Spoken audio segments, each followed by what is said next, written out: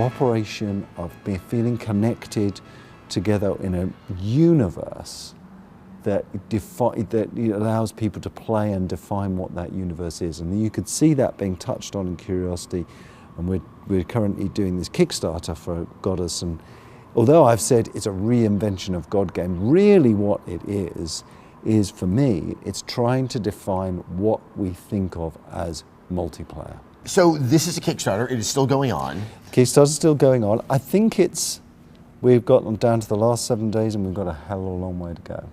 Now, the question I have for you is, you kind of entered into this Kickstarter thing that I would say there was a lot of attention on it back in February of this year with Double Fine. Yes, yeah. You know, Obsidian, many other studios have come on. You kind of got some backlash that, to be frank, I was a little surprised about, that you were kind of regarded as such a stalwart, that you were kind of moving into an area that people perceived was for younger people other than you, and I'm curious how you handled that. Well, yeah, it's interesting. I mean, I don't know whether in my back of my mind, I kind of thought this might happen. I think there's a couple of things that people think about me that is just not true. They think that I must be as rich as Mark Zuckerberg or something, that him and I own Europe or something ridiculous like that. Actually, I've seen hardly any royalties from any of the games I've done. You know, they've been, you know, the games that I've done have funded the studios that I've developed. I've sold companies off and I've sold the rights to those games off, so I don't receive any more royalties. So I'm not nearly as wealthy or as rich as people think.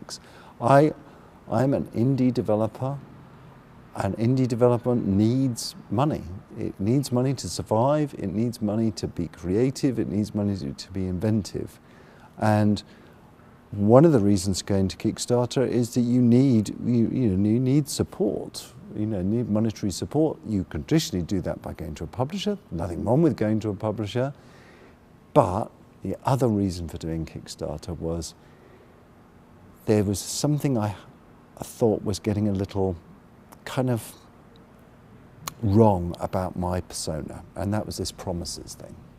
Yes. Peter promises and he doesn't deliver. And Curiosity came out and it had bugs, which just was disastrous, because if it hadn't had those problems at the start, I think people would have turned around and said, well, this is, you know, unexpected. But I thought to myself, well, how can I try and get over this stupid line I said back in 1999, I think it was, about an acorn and an oak tree, which was an insane thing, Adam. Why the world? I have a very fond memory of questioning you about that about a year later, yes, that's 2000. Right. And I thought, right, well, what a great thing to do. I can use Kickstarter to help with the funding, which you need. You have to have an independent studio. And I can get 10,000 or so people who love the genre of game that I'm trying to reinvent to help develop the game. Because one of the problems that Curiosity showed is that if you don't test it, if you don't refine it around an audience that is going to be out there, things go wrong. The great thing about Kickstarter is you'd have a community of people that you could release early versions to, test it with them, refine it with them. They're the ones going to say, oi, Peter, you promised this and now it's not in there. I can refine all those and weed all those things out, so when we finally finish the game, it's tested right. It's been played for thousands and thousands of hours, which is the secret to making great games. Especially multiplayer games. Especially multiplayer games. It's got a, you know, this loyal following of people who have invested in the project. That all seems an absolute win. But of course, you know, our Kickstarter came out is probably the worst possible time of year. It came out on Thanksgiving, as you Americans were. Yes, it is a consumer time where people are buying presents and people are more conscious of their wallets. Yeah, it is very difficult. And of course there are some things where people think, you know, Peter is, you know, he's too well established to use Kickstarter. And if I was still part of Microsoft, I'd agree. But, you know, being a small independent and investing a lot of your own money in a studio, it's a very scary thing. And I hope there's this one dream that I've got, and I'm probably saying this is the worst thing to say in my Kickstarter game, but it's a dream and a passion ever since I've been doing well, ever since forever, really, but especially since the black and white days, there's got to be a gaming experience, Adam. There's got to be a gaming experience that casual people and core people can play together. There's got to be. And, you know, okay, at the moment, there's some really nice experiences on mobile. I really enjoy them. But I feel like my gaming DMA is being dumbed down and beaten into a pulp, you know. I just feel ashamed of it. And equally, there's some great experiences on the PC. But, you know, asking my wife, girlfriend, partner, Bob, you know, friend to play those is out of the question unless you've got 10 years of heritage in gaming. If we could think, right, how do we solve that problem? The way to solve that problem is allowing people to approach things in their way and get out of it what they want. So there's a really elegant solution in Goddess, and that solution is this, is you've got a base. It's your base, we call it your home world. And that home world you can build up over hours or days or even weeks or months. And that gives you the bigger and the more elaborate your home world is, the more power you have. And you take the little people from that home world and you invest it in your multiplayer stuff. And that means that the casual people probably will never make that investment. They're just going to build. They're just going to build their huge sandcastle. But us core players will say, no, I'm going to take half my population from my home world, and I'm going to gamble it. I'm going to bet it in multiplayer. And you see, that's interesting. I think that's interesting. It's simple. So you've got all the creativity and home world, all, you know, and it's.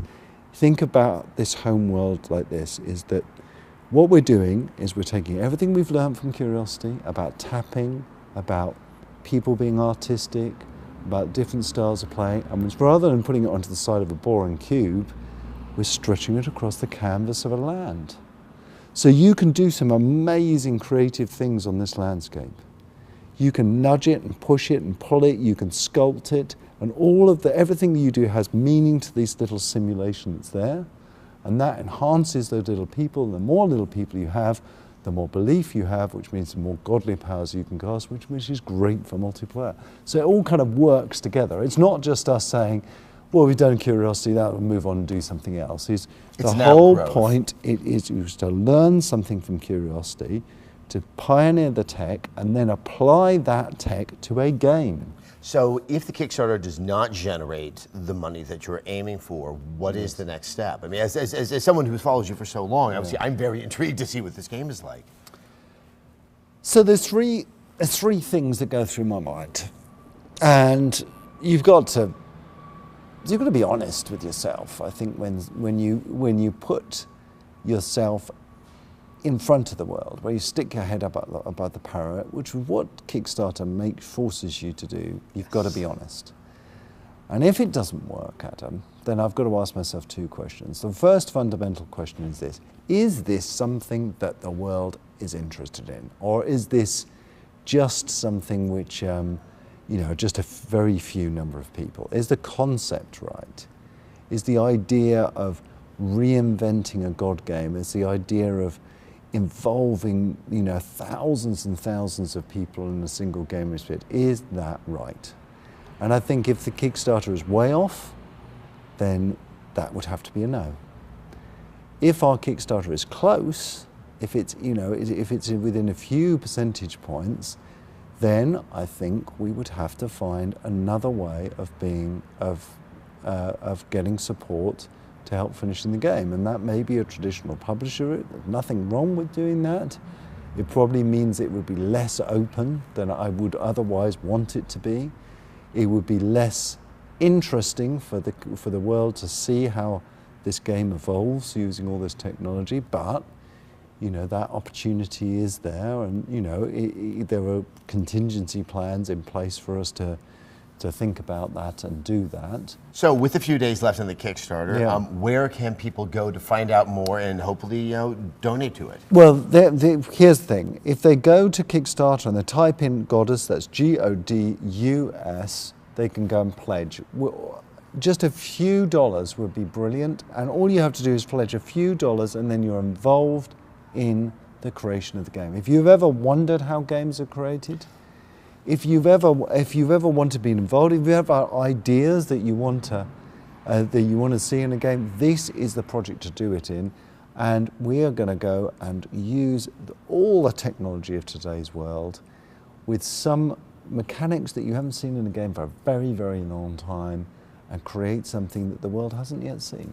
And I think, as someone who's followed you, the systems and the complexity of trying to do a godlike game is one of the most fascinating and impressive feats of technological programming. Because what people will be able to do is tweak around with the simulations, play around with that simulation. It's like being God yourself. And doing that as part of the development process is fascinating to see how it evolves. And really, we're about $200,000 short. We've got 7 days to make that $200,000 up, and that's very, very scary. So just $10. I know it's an incredibly difficult time of year, but just $10 would help enormously. I feel guilty here because there's lots of suffering people. It worked for the President of the United States, so I think it's there for you too. That's right. Yes, it probably would. Yeah. Well, Peter, thank you so much for your time. I wish you all the best of luck, and I cannot wait to talk to you again when it all works out. All right? Thanks very much.